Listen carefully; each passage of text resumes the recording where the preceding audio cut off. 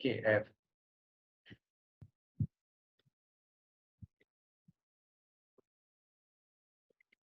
Assalamualaikum students. I am Dr. Mudassir and I welcome you to the Programming Fundamental course. In today's lecture, we will provide a quick recap of our previous lectures that we have attended for this course so far. So let's start. Okay. आपको screen पे दो books नजर आ रही हैं जो हमारी course के हैं। इसमें जो लेफ्ट साइड है इसको हम as a text book follow करेंगे और हम हेल्प लेंगे राइट साइड वाली बुक तस्लीम मुस्तफा की जो बुक है उसको। It is a very good resource, हमें बहुत सी चीज़ों में हेल्पफुल होगी। ओके। साथ साथ में आपकी इनको सॉफ्ट कॉपीज भी शेयर कर दूँ।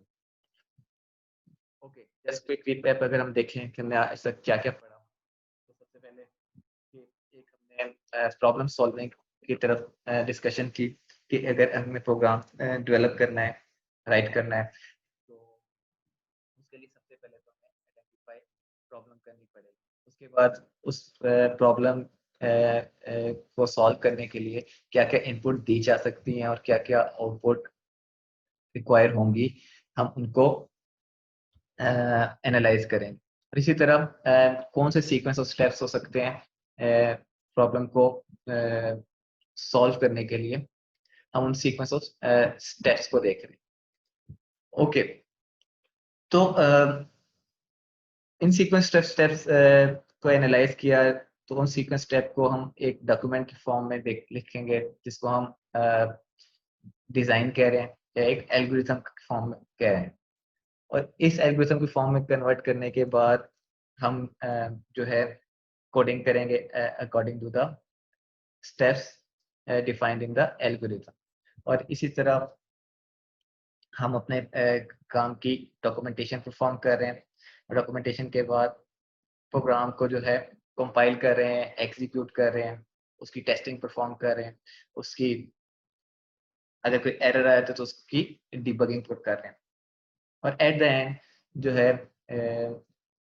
इसकी मेंटेनेंस की जाती है।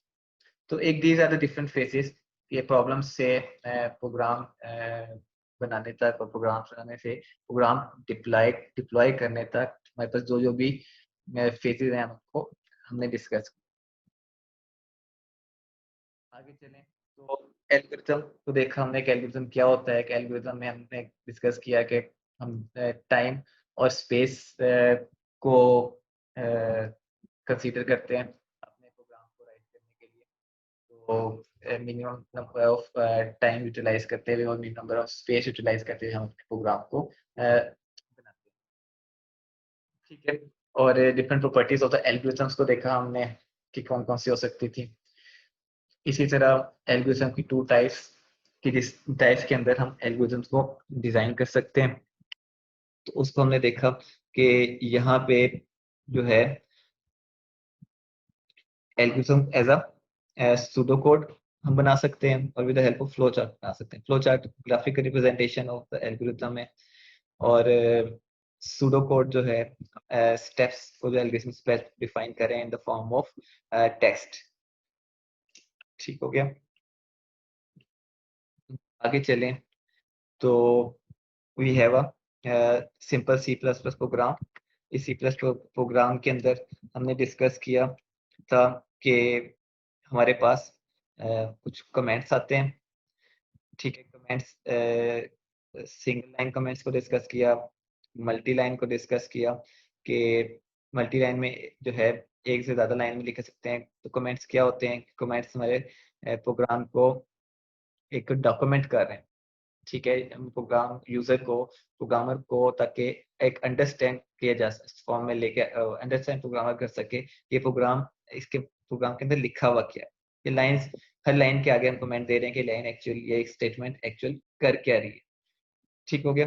तो इसी तरह कुछ हमारे प्रोग्राम के अंदर प्री प्रोसेसर डायरेक्टिव्स यूज हो रहे हैं जिनके जरिए हम प्रोग्राम जो है लाइब्रेरीज को प्रोग्राम के अंदर ऐड कर रहे हैं। यूजिंग नेम स्पेस एसटी हमें ये लाइन बता रही है कि हम अपने प्रोग्राम के अंदर स्टैंडर्ड लाइब्रेरीज को यूज करने जा रहे हैं। इसी तरह आगे चलें तो हमारे पास जो है मेन हमें ये बता रहा है कि हमारा जो है प्रोग्राम यहाँ से स्टार्ट हो रहा है और विदाउट मेन हमारे पास कुछ भी नहीं होता।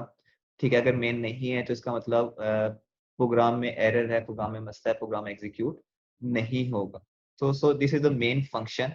इसके जो है हमारे पास पैरेंथेसिस बता रहे हैं कि इट इज अ फंक्शन, और मेन जो है एक ऐसा फंक्शन है जो एंट्री पॉइंट है हमारे पास किसी भी प्रोग्रामिंग की। इसके अंदर जो भी इस ये ज्यादा बेसिस, इन बेसिस के अंदर जो कुछ भी लिखा जा रहा है, ठीक है, ये बेसिस रिप्रेजेंट कर रहे हैं इस मेन के ब्लॉक को, इस बॉडी को। इसका मतलब कि इसके अंदर जो लिखा जा रहा है वो मेन की बॉडी है, और मेन जो है इस सारे प्रोग्राम से जो कोड होगा वो इस प्रोग्राम का हिस्सा होगा।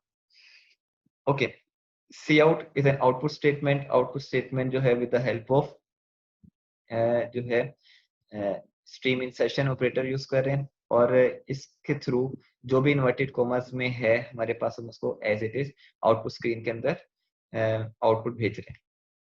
रिटर्न 0 और इंट मेन जो है, मेन के साथ जो इंट आ रहा है, ठीक है, इसको हम इन डिटेल उस वक्त डिस्कस करेंगे जब हम फंक्शंस पढ़ेंगे। लेकिन फिलहाल रिटर्न 0 हम एंड ऑफ द प्रोग्राम लिख रहे हैं। इससे ये पता चलता है कि अगर ये लाइन एग्जीक्यूट होगी, स्टेटमेंट एग्जीक्यूट हो गई, तो यहाँ से हमें आइडिया हो जाएगा कि हमारे प्रोग्राम ने सक्सेसफुली एग्जीक्यूट किया। स्टेट ऑफ द प्रोग्राम ये एग्जिट जो किया है, लीगल टर्मिनेशन की है प्रोग्राम ने। अगर ये लाइन एग्जीक्यूट नहीं होती तो इसका मतलब कि प्रोग्राम इलीगली टर्मिनेट हुआ। ओके, आगे चलें तो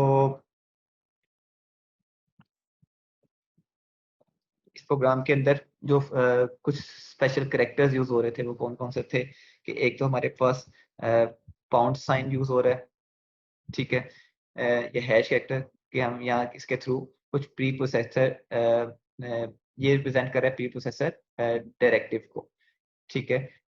तो इसके जरिए हम जो है लाइब्रेरीज को प्रोग्राम के अंदर ऐड करने जा रहे हैं। ओपनिंग एंड क्लोजिंग ब्रैकेट्स जो हैं ये यूज करते हैं विद द हेल्प ऑफ कि हम यहाँ पे कोई लाइब्रेरी ऐड करें तो उस लाइब्रेरी को का नाम लिखना होता है, तो उसको हम इन एंगल्स ब्रैकेट्स के जरिए लिख रहे होते हैं। ओके, तो ओपनिंग एंड क्लोजिंग पैरेंथेसिस, जिसका फॉर एग्जांपल हमने मेन के साथ यूज किया तो हमें ये रिप्रेजेंट कर रहा है कि हम प्रोग्राम में कोई फंक्शन यूज कर रहे हैं, ठीक है। तो ओपनिंग क्लोजिंग पैरेंथेसिस किसी फंक्शन या फंक्शनैलिटी को रिप्रेजेंट कर रहे हो।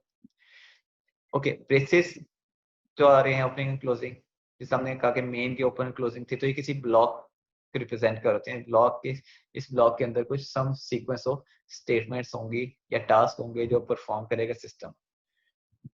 ओके, स्लैशेस, स्लैशेस हमें कमेंट्स को रिप्रेजेंट कर रहा होता है। कमेंट्स और भी double line comment, single line comments हमने देखे जो प्रोग्राम की डॉक्यूमेंटेशन जिसके रिलेटेड हम कर रहे होते हैं। स्ट्रीम इंसर्शन ऑपरेटर्स के हमें आउटपुट सेंड कर रहा है कंसोल के ऊपर। इसी तरह इन्वर्टेड कोड्स जो हैं, इन्वर्टेड कोड्स हमें रिप्रेजेंट कर रहे हैं, ओपनिंग और क्लोजिंग कोड्स रिप्रेजेंट कर रहे हैं कि हम कोई चीज जो है सीक्वेंस ऑफ कैरेक्टर्स को यूज कर रहे हैं, उन सीक्वेंस ऑफ कैरेक्टर को, ताकि हम इन फ्यूचर आउटपुट स्क्रीन में यूज कर सकें या किसी और पर्पज के लिए यूज कर सकते हैं। Semicolon represents the statement terminator, with the help of it हम अपनी स्टेटमेंट्स को टर्मिनेट कर रहे होते हैं और बता रहे होते हैं कि एक टास्क यहाँ पे कंप्लीट हो गया। ओके, तो these are the special characters. इसके अलावा और बहुत सारे स्पेशल कैरेक्टर्स हैं जिनको हम आगे जाके डिस्कस करेंगे। तो हम देखेंगे कि हमने थोड़ा सा डिस्कस किया कि 3 levels of the programming language को हमने डिस्कस किया कि मशीन लेवल लैंग्वेज थी हमारे पास, असेंबली थी, हाई लेवल लैंग्वेज में हम प्रोग्राम लिखते हैं और वो कन्वर्ट होता है असेंबली लैंग्वेज में, असेंबली से कन्वर्ट होकर वो मशीन लेवल लैंग्वेज के अंदर जा रहा होता है। हमने इनको डिटेल डिस्कस किया। इसी तरह मुख्तलिफ प्रोग्रामिंग कंस्ट्रक्ट है सी प्लस प्लस की, उनको डिस्कस किया, जिसमें हमारे पास कीवर्ड्स आ रहे हैं, जो स्पेशल वर्ड्स आ रहे हैं, ठीक है, कुछ स्पेशल इनके मीनिंग्स होते हैं। तो इनकी एक पहचान ये भी है कि सारे लोअर केस लेटर में लिखे जाते हैं। जब भी लिखे जा रहे हैं प्रोग्राम के अंदर तो इनके या तो कलर चेंज हो रहे हैं और या ये बोल्ड हमें नजर आएंगे प्रोग्राम के अंदर। ठीक हो गया। ओके, इसी तरह प्री प्रोसेसर डायरेक्टिव्स को हमने देखा। प्री प्रोसेसर डायरेक्टिव्स के अंदर हमने कहा कि ऐसे होते हैं जो पाउंड साइन या हैश साइन के जरिए रिप्रेजेंट किए जा रहे हैं। अब दो किस्म के थे, हैश इंक्लूड और हैश डिफाइन। हैश डिफाइन के जरिए तो हम कांस्टेंट वैल्यूज को यूज कर सकते हैं या मैक्रोस को यूज कर सकते हैं। मैक्रोस हम आगे जाके टाइम मिला तो उनको डिस्कस करेंगे। हैश इंक्लूड को हमने देखा तो हैश इंक्लूड जो है हमने कहा कि ये यूज हो रहे हैं with the help of angle bracket. और एंगल ब्रैकेट के जरिए और हैश इंक्लूड के जरिए हम कोई लाइब्रेरी अपने प्रोग्राम के अंदर ऐड करने जा रहे हैं। ठीक हो गया। फॉर एग्जांपल अगर हम कुछ आईओस्ट्रीम इस तरह लिखते हैं तो इसका मतलब कि हम आईओस्ट्रीम डॉट एच की जो फाइल है अपने प्रोग्राम में ऐड कर रहे हैं और उसकी फंक्शनैलिटी को अपने प्रोग्राम के अंदर यूज करने जा रहे हैं। ओके, तो इसी तरह कुछ हमारे पास यूजर डिफाइंड फंक्शन हो सकते हैं, कुछ वेरिएबल्स हो सकते हैं, कुछ कॉन्स्टेंट्स हो सकते हैं। तो हमने इन चीजों को डिस्कस किया। ठीक है, मेन प्रोग्राम जो है must part of the program होता है। इसी तरह अगर हम स्टेटमेंट्स को देखें तो these are the command given to the computer है। और मुख्तलिफ किस्म की स्टेटमेंट्स में देखी, जिसमें से कुछ सिंपल स्टेटमेंट्स हैं या सिंगल लाइन स्टेटमेंट्स आ सकती हैं हमारे पास। इसी तरह कंपाउंड स्टेटमेंट है कि इसके अंदर सिंगल स्टेटमेंट विद मल्टीपल सब स्टेटमेंट्स इन अ ब्लॉक और बॉडी, तो उसको हम कंपाउंड स्टेटमेंट कहते हैं। इसी तरह फंक्शन कॉल्स को भी हम स्टेटमेंट के तौर पे कंसीडर करेंगे। ठीक है, कि फंक्शन कॉल ऐसी स्टेटमेंट है जो किसी फंक्शनैलिटी को कॉल कर रही है अपने प्रोग्राम के अंदर, जिसको हम यूज कर सकेंगे। ओके, इसी तरह हमारे पास कंट्रोल स्टेटमेंट्स आ रही हैं। कंट्रोल स्टेटमेंट्स जो हैं ऐसी स्टेटमेंट कि जिसके अंदर प्रोग्राम के फ्लो को हम कंट्रोल कर रहे हैं।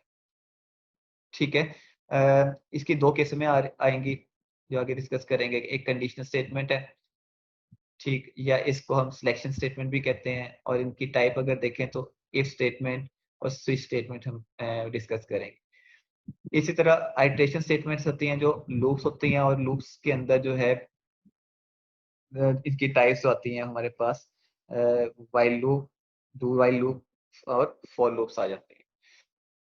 साथ साथ हम जंप स्टेटमेंट्स भी कंट्रोल स्टेटमेंट्स की कैटेगरी के अंदर आ रही होती है।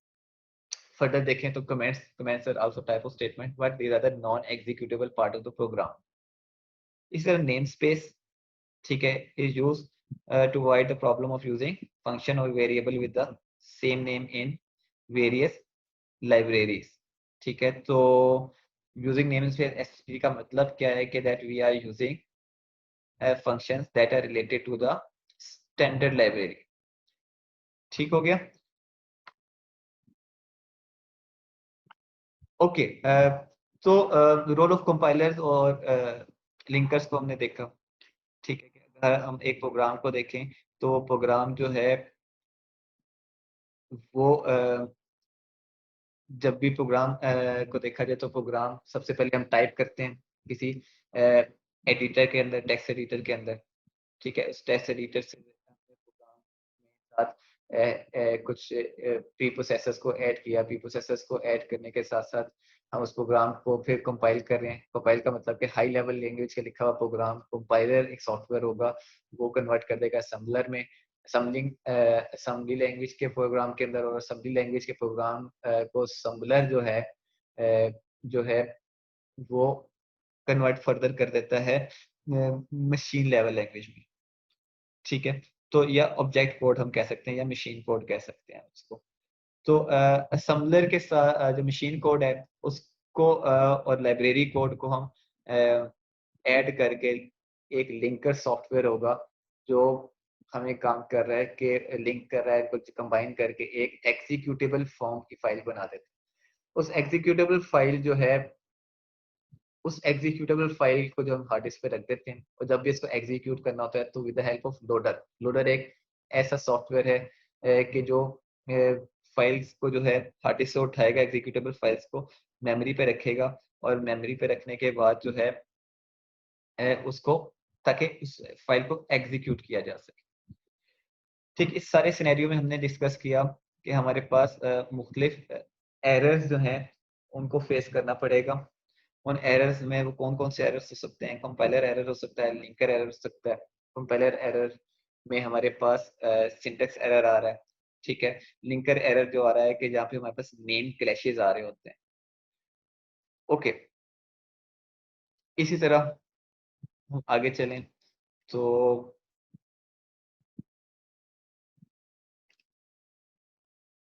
जनरल प्रोग्रामिंग एरर हम फेस कर सकते हैं, वो कौन-कौन से हो सकते हैं? 3 किस्म के एरर्स हो सकते हैं, syntax error, run time error, logical errors, ठीक है? सिंटैक्स एरर कौन सा है?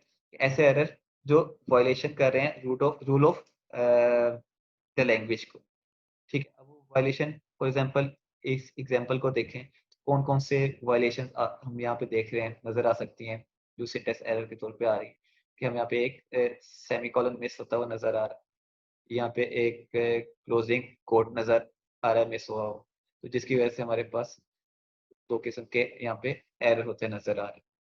तो मुख्तलिफ सिंटैक्स एरर हो सकते हैं हमारे पास। इसी तरह रन टाइम एरर को देखा जाए तो रन टाइम एरर प्रोग्राम जब ड्यूरिंग एग्जीक्यूशन की फॉर्म में होता है तो अचानक आ जाता है और यूजर को समझ नहीं आता तो ऐसा क्यों हुआ। तो फॉर एग्जांपल हम कह रहे हैं कि आई की वैल्यू 4 थी, जे की वैल्यू 0 थी और हम आउटपुट देने जा रहे हैं एक ऐसी एक्सप्रेशन को जो जिसमें आई डिवाइड बाय जे हो रहा है। और आई डिवाइड बाय जे हो रहा है तो इसका मतलब कि ये जो एग्जीक्यूशन हो रही है तो एक किस्म का देखें तो 4 डिवाइड बाय 0 हो रहा है, मतलब डिवाइड बाय 0 हो रहा है, जो कंपाइलर के लिए जो है इस चीज़ को सॉल्व करना बहुत मुश्किल है, जिसकी वजह से एक हमारे पास एरर जनरेट हो जाता है, हमारा सिस्टम हैंग लाइक सिचुएशन में जा सकता है। तो this is known as run time error. Logical errors की बात करें, लॉजिकल एरर ऐसे हैं कि हम एक्सपेक्ट कुछ और कर रहे होते हैं, लेकिन आउटपुट कुछ और आ रही होती है। For example a is equal to 10, b is equal to 5। तो अगर हम लिखें सी आउट, आउटपुट शो करा रहे हैं a plus B is equal to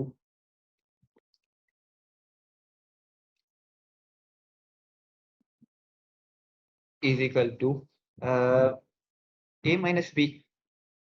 अगर हम देखें तो इसकी आउटपुट जनरेट हो रही है 5, लेकिन हमें तो आउटपुट जो आनी चाहिए थी वो 15 आनी चाहिए थी, क्योंकि एडिशन हो रहा है तो 15 हो रहा है a प्लस बी का।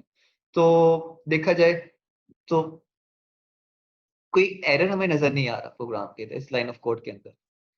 लाइन ऑफ कोड एक ठीक है, लेकिन जस्ट गलती से प्लस की जगह माइनस लिखा गया, ठीक है, जिसकी वजह से आउटपुट गलत आ।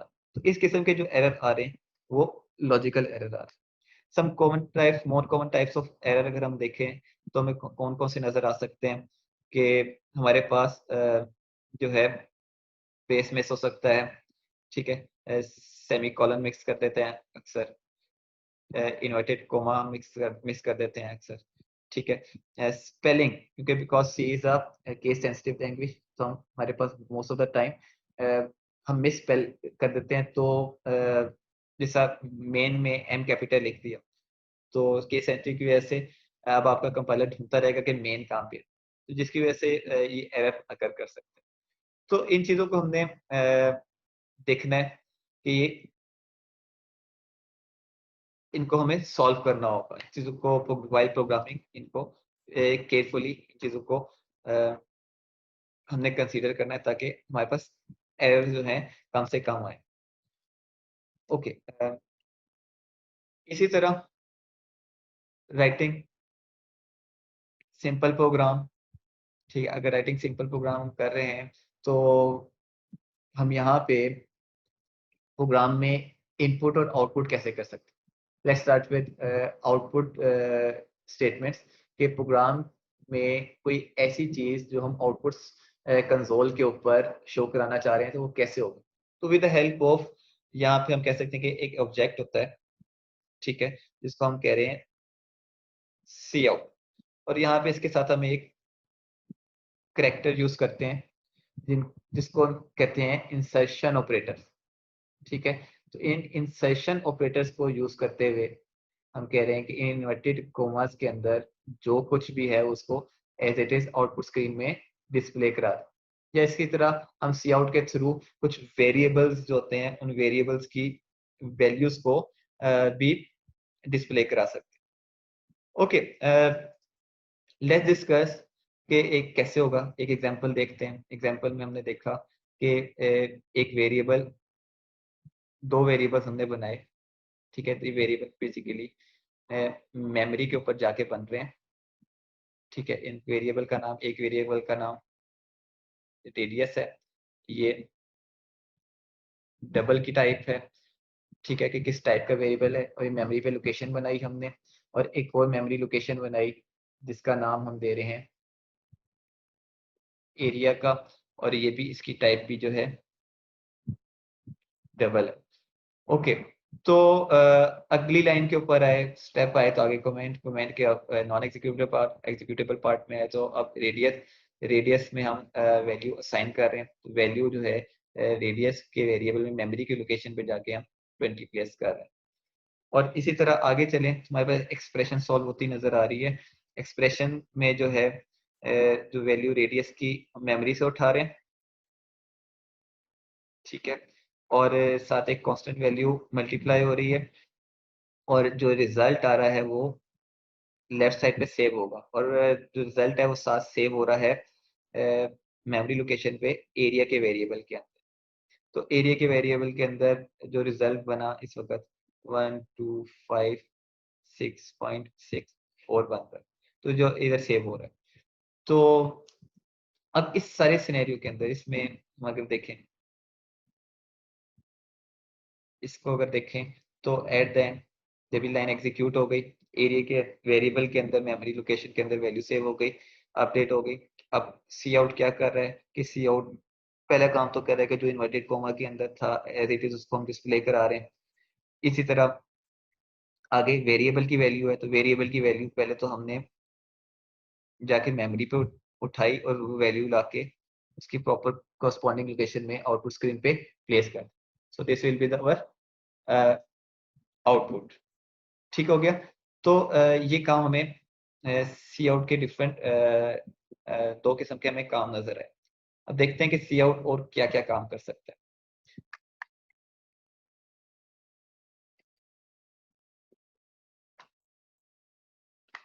ओके, सी आउट जो है मुख्तलिफ किस्म के फर्दर हमारे पास काम परफॉर्म करेगा, ठीक है। वो कौन कौन से कर सकता है? एक काम तो ये कर रहा है कि सी आउट के थ्रू हमने डिस्कस किया कि मुख्तलिफ किस्म के लिटरल वैल्यूज को या कांस्टेंट वैल्यूज को डिस्प्ले करा सकते हैं। एक काम सी आउट ये कर रहा है कि इसके थ्रू हम वेरिएबल्स की वैल्यूज को डिस्प्ले करा रहे हैं, ठीक है। एक काम सी आउट ये कर रहा है कि इसके थ्रू हम फंक्शन कॉल हैं या फंक्शंस की रिटर्न वैल्यूज को डिस्प्ले करा रहे थे, ठीक हो गया। लेट्स सपोज कि अगर हम एक प्रोग्राम देखते हैं, प्रोग्राम ने कहा कि एक वेरिएबल बना रहे हैं मेमोरी पे, ठीक है। मेमोरी लोकेशन पे गए, मेमोरी लोकेशन पे हमने स्पेस ऑक्यूपाई की, स्पेस ऑक्यूपाई की, इसकी टाइप जो है इंटीजर आई, कि मतलब इस लोकेशन के ऊपर जो वैल्यू होगी वो होल नंबर वैल्यूज हम रख सकते हैं इसको। और इस लोकेशन का नाम दे दिया हमने थीटा, ठीक है। और साथ ही वैल्यू हमने इनिशियलाइज भी कर दी कि ये 60 है वैल्यू राइट साइड वाली सेव हो रही है लेफ्ट साइड में, मतलब मेमोरी लोकेशन भी जाके सेव हो रही है, तो वैल्यू यहाँ पे सेव हो जाएगी।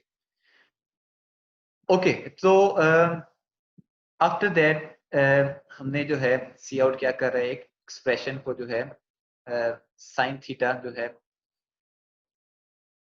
इन्वर्टेड कॉमा में तो एज इट इज डिस्प्ले हो रहा है, ठीक है। और थीटा की वैल्यू वेरिएबल है, तो वहां से वेरिएबल की वैल्यू उठाई और वो वैल्यू उठा के यहाँ पे सेव करा रहे हैं, शो करा रहे हैं।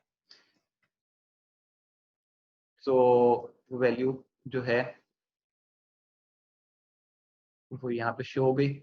और इसी तरह आगे हम एक फंक्शन कॉल को यूज करें, फंक्शन कॉल का मतलब ये है कि फंक्शन जाएगा, उसको एज एन आर्गुमेंट थीटा की वैल्यू 60 पास होगी, उस थीटा की वैल्यू के ऊपर ये फंक्शन परफॉर्म करेगा और इसका जो रिजल्ट आएगा वो सी आउट को दे देगा, और सी आउट जो होगा वो रिजल्ट आउटपुट स्क्रीन के ऊपर शो करा देगा।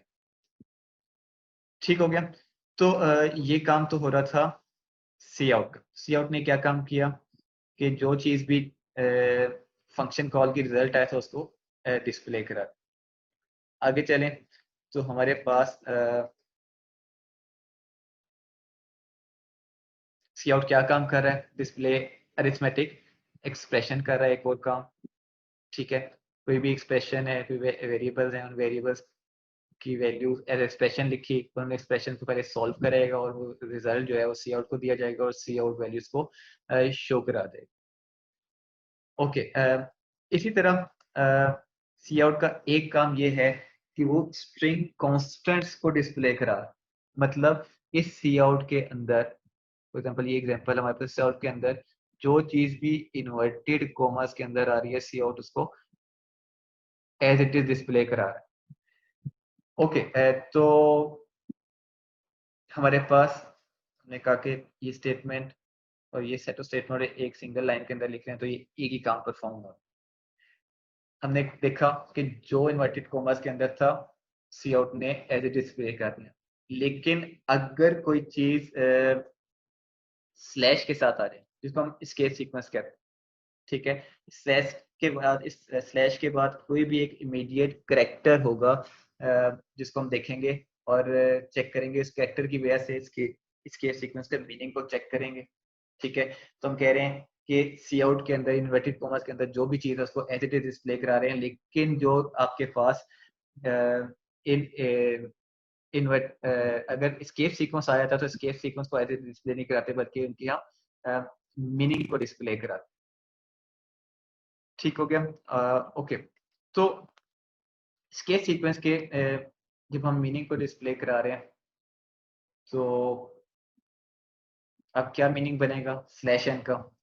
स्लैश एन का जो मीनिंग है, ऐसा स्केप सीक्वेंस है कि जब अगर स्लैश एन आ जाता है तो इसका मीनिंग ये है कि हम इसके बाद आने वाला जितना टेक्स्ट होगा वो नेक्स्ट लाइन में लिखा जाएगा।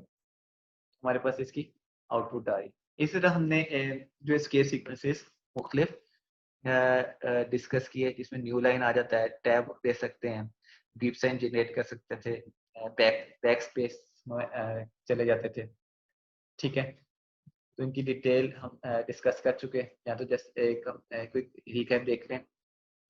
ओके, नाउ आफ्टर दैट देखें तो हमारे पास इनपुट आउटपुट कंस्ट्रक्ट्स आ रहे हैं। ठीक है, इसमें एक्सट्रैक्शन ऑपरेटर आ रहे हैं। ठीक है, पहले तो हमने डिस्कस कर लिया सी आउट। अब हम देखने जा रहे हैं सी इन को देखने जा रहे हैं। तो सी इन जो है हमारे पास, सी इन का मतलब कि हम वैल्यू यूजर से ले रहे हैं और उस वैल्यू को किसी वेरिएबल के अंदर सेव करने जा रहे हैं या मेमोरी लोकेशन पे सेव करने जा रहे हैं। तो ये कैसे होगा, कीबोर्ड से वैल्यू रीड होगी तो with the help of C in object होगा, और स्ट्रीम एक्सट्रैक्शन ऑपरेटर जो है हमें हेल्पफुल होगा। और आगे जो है हमारे पास वेरिएबल होगा, ताकि जो वैल्यू यूजर से या कीबोर्ड से एंटर की जाए वो वैल्यू इस वेरिएबल की मेमोरी लोकेशन में जाके इसको हम सेव कर सकें। ओके, एग्जांपल देखें। इस एग्जांपल को अगर हम देखते हैं तो यहाँ पे हमने कहा कि मेमोरी लोकेशन पहले बनाई, पहले मेन पे आए, मेन पे आने के बाद मेमोरी लोकेशन बना रहे हैं डबल के नाम से। डबल की इसकी डाटा टाइप है और इस मेमोरी लोकेशन का नाम रेडियस हुआ। और आगे चले, इस वक्त इसके अंदर गार्बेज वैल्यू है, आगे नेक्स्ट लाइन पे आए तो प्रोग्राम रुक गया। उस वक्त तक रुका रहेगा जब तक यूजर कीबोर्ड से कोई वैल्यू एंटर नहीं करता, और कीबोर्ड से जैसे यूजर वैल्यू एंटर करता है तो सी इन की वजह से वो वैल्यू जो है हमारे पास मेमोरी लोकेशन में चली जाएगी। For example C out as it is हमारे पास डिस्प्ले हो गया यहाँ पे। सीन की वजह से हमने ये वैल्यू 2.5 एंटर की। जैसे ही एंटर की प्रेस की, हमारा कर्सर नेक्स्ट लाइन पे चला गया और वो वैल्यू मेमोरी में भी सेव होगी। ओके, इसके बाद हम आगे चलें तो हम एक और वेरिएबल बना रहे हैं। उस वेरिएबल का नाम है एरिया, ठीक है, और इसकी टाइप भी डबल है। और इसके अंदर हम क्या सेव करा रहे हैं, बिकॉज असाइनमेंट ऑपरेटर है तो एक्सप्रेशन का रिजल्ट है। एक्सप्रेशन का रिजल्ट है रेडियस मल्टीप्लाई बाय पाई की वैल्यू, जितना कांस्टेंट है। ओके, तो इसका मतलब 2.5 multiply by 2.5 multiply by 3.14 something. तो ये रिजल्ट जो बना वो तकरीबन बना 19.6349। ओके, अब ये रिजल्ट कहाँ सेव हो रहा है, एरिया के अंदर सेव हो रहा है, ठीक है, एक्सप्रेशन के अंदर। आगे चले तो सी आउट आ रहा है। सी आउट ने कहा कि जो चीज इन्वर्टेड कॉमर्स में उसको एज इट इज डिस्प्ले करा दिया जाए, तो एज इट इज डिस्प्ले हो गया। और इसके बाद एरिया की वैल्यू हमने उठाई मेमोरी से और डिस्प्ले करा दी आउटपुट में, बिकॉज यहाँ पे सी आउट यूज हो रहा है। और आगे चले तो रिटर्न 0 मतलब normal exit of the program. तो अगर यहाँ पे देखें आप, तो इस सारे सिनेरियो के अंदर जो है ये हमारे पास एक आउटपुट जनरेट हो गई है, ठीक है। इस आउटपुट जनरेट के अंदर जो है, आउटपुट के अंदर हमारे पास एक आउटपुट में सी आउट शो कराया था। सी आउट शो कराने के बाद ये वैल्यू यूजर से सी इन के तौर पे ली, फिर सी आउट कराया और फिर सी आउट कराया, ठीक है। तो हमारा प्रोग्राम एक मीनिंगफुल फॉर्म में रिप्रेजेंट हो रहा है। Okay, so this is Cin, which is using extraction operator, and extraction operator means कि हम value को with the help of user extract कर रहे हैं। Okay, तो आगे चलें, तो आगे चलते हैं तो हमारे पास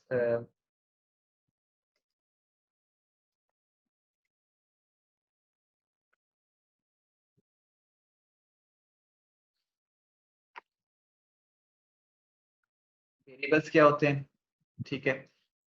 हमने वेरिएबल्स को डिस्कस किया। Variables are the identifier that save the values in a memory. Okay, variables को डिस्कस किया कि इनके थ्रू हम मेमोरी लोकेशंस को की स्पेस ऑक्युपाई कर रहे हैं with the help of some name. और वो नेम क्या है, वो एक आइडेंटिफायर, ठीक है।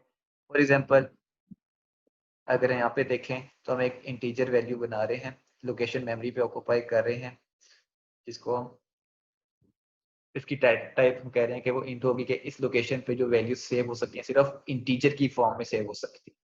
और इस लोकेशन का नाम हमने दे दिया ए का। इस तरह अगर एक लोकेशन करेक्टर है तो करेक्टर की टाइप हो सकती है। अभी डेटा टाइप हमें बता रहे हैं फॉर्मेट। फॉर्मेट का मतलब कि इस फॉर्मेट के मुताबिक हम वैल्यूज जो हैं इस फॉर्मेट के मुताबिक इन लोकेशंस के ऊपर रख सकते हैं।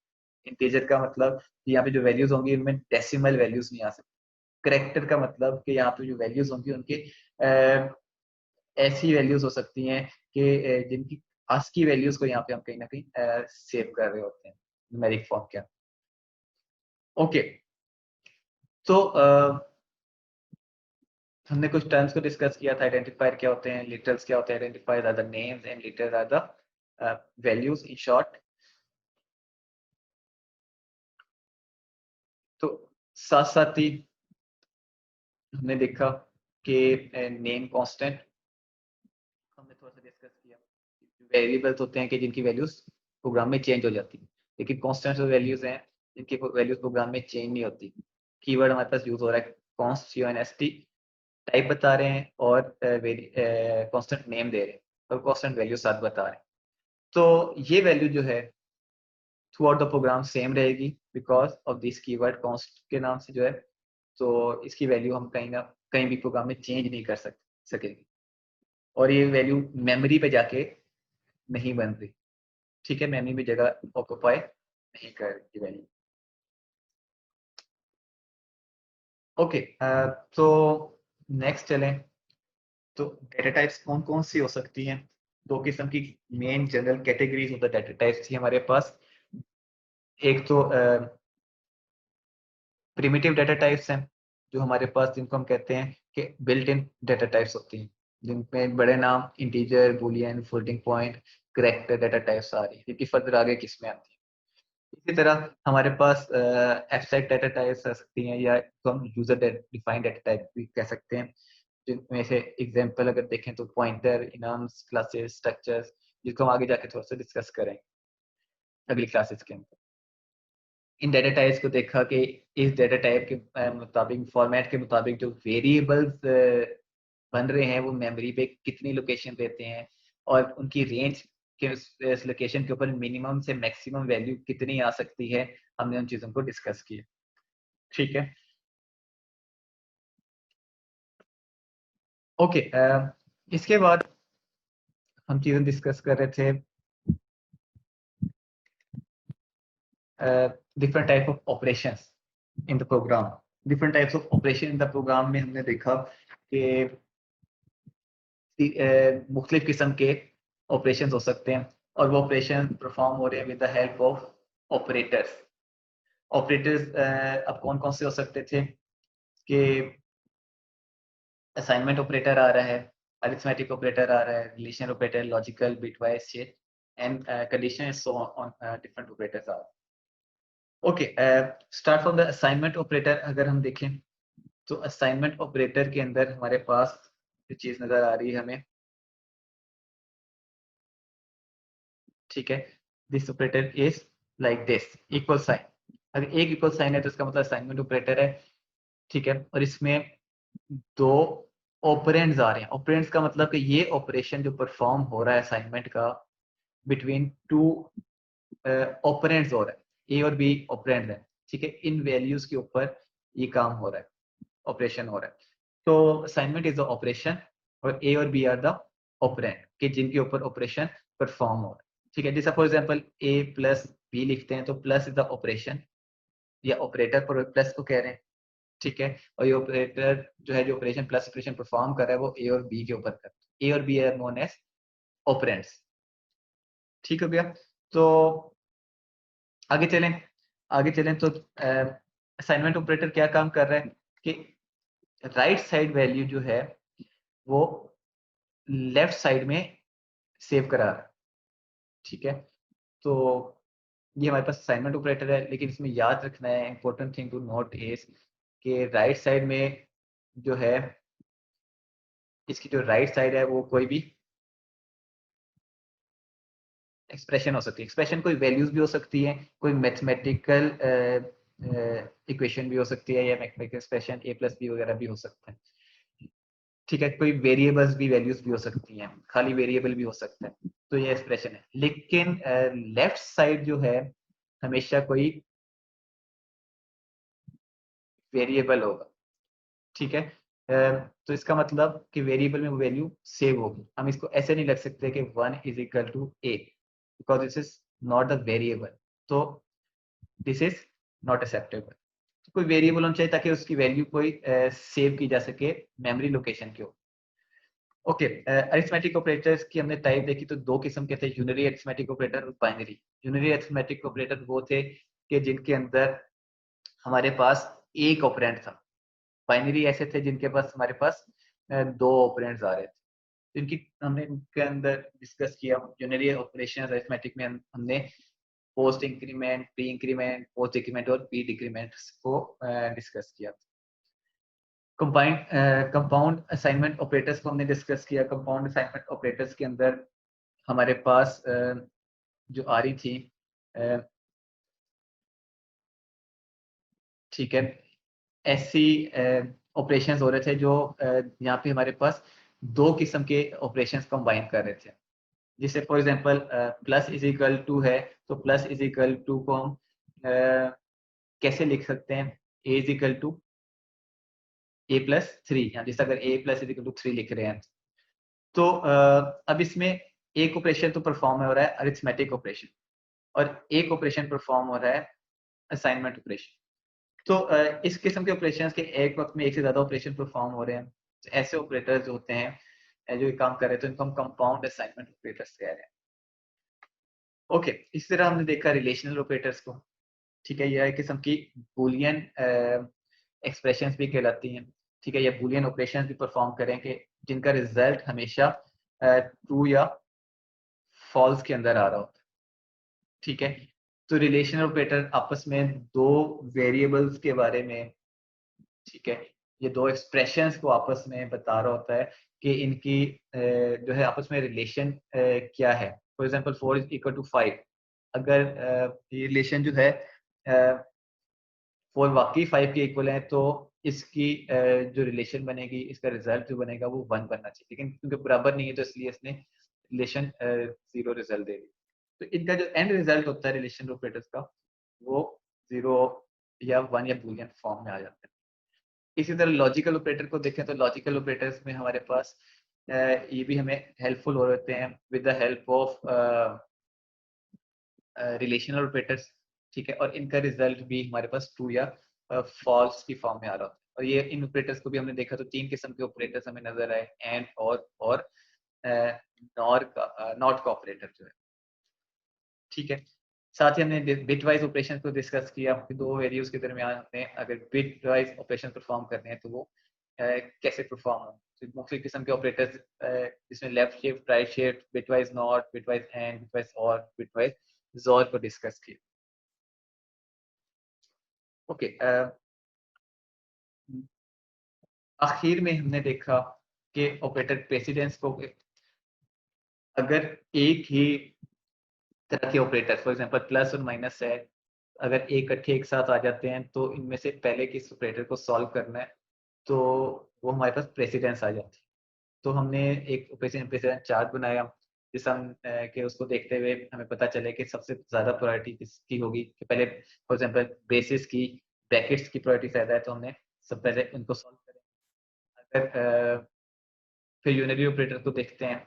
ठीक है, फिर इसके बाद मल्टीप्लिकेशन डिवीजन आ जाती है। मल्टीप्लिकेशन डिवीजन अगर आ जाती है तो सोसिएटिविटी लेफ्ट टू राइट का मतलब ये है कि अगर एक ही एक्सप्रेशन में एक से ज़्यादा मल्टीप्लिकेशन डिवीजन आ रहे हैं, तो पहले हम लेफ्ट से राइट की तरफ सॉल्व करते हुए जाएंगे, और पहले जो भी ऑपरेटर आएगा उसको हम फिर प्लस मल्टीप्लिकेशन और डिवीजन में उसको सॉल्व करेंगे। तो दिस इज द सोसाइटिविटी। और साथ सोसाइटी के साथ हमारे पास प्रायोरिटी है कि इस प्रायोरिटी के मुताबिक हम कौन सी कैटेगरी वाले ऑपरेटर्स को पहले सॉल्व करेंगे और कौन सी को बाद में सॉल्व करेंगे। ओके, नेक्स्ट आते हैं हम तो हमारे पास कंडीशनल इफ स्टेटमेंट्स आ रहे हैं।